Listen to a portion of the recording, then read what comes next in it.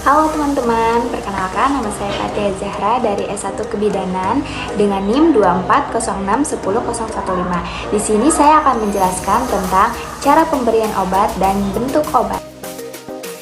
Teman-teman tahu nggak? Cara pemberian obat itu mempertimbangkan beberapa faktor. Yang pertama, keadaan penderita. Yang kedua, tempat kerja obat. Yang ketiga, kecepatan respon yang diinginkan. Dan yang terakhir, sifat obat. Yang pertama ada oral. Cara pemberian obat oral adalah melalui mulut, yaitu dengan menelan obat dalam bentuk tablet, kapsul, atau cairan. Pemberian obat oral umumnya lebih mudah dan nyaman, tetapi efektivitasnya dapat dipengaruhi oleh faktor-faktor seperti kondisi gastrointestinal, interaksi dengan makanan, dan kemampuan penyerapan obat oleh tubuh. Baik, mari kita lihat cara kerja obat oral. Mari kita simak.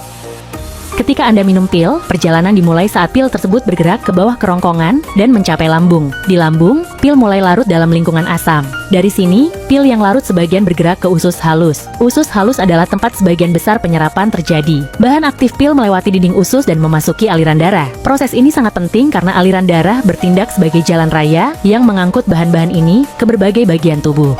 Yang kedua ada subkutan. Cara pemberian obat subkutan adalah dengan menyuntikkan obat ke dalam jaringan lemak di bawah kulit, biasanya di daerah lengan, paha, atau perut. Metode ini digunakan untuk obat-obatan tertentu, seperti insulin dan beberapa jenis vaksin, memungkinkan penyerapan obat yang lebih lambat dan stabil ke dalam aliran darah. Suntikan subkutan dilakukan dengan jarum pendek dan teknik yang tepat untuk meminimalkan ketidaknyamanan dan memastikan efektivitas pengobatan.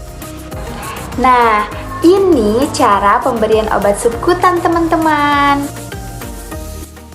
Yang ketiga ada intraperitoneal. Cara pemberian obat intraperitoneal adalah dengan menyuntikkan obat langsung ke dalam rongga peritoneal, rongga perut yang mengelilingi organ-organ dalam perut.